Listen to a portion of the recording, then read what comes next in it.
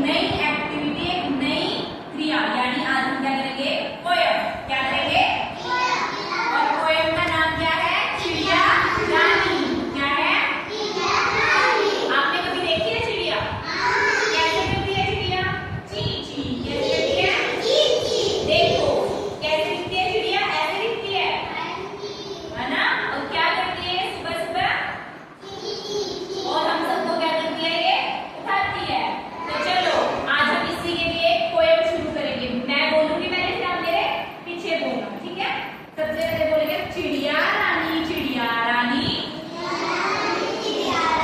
तुम तो पेड़ों की हो रानी, सुबह सवेरे उठ जाती हो। जोर से बोलो।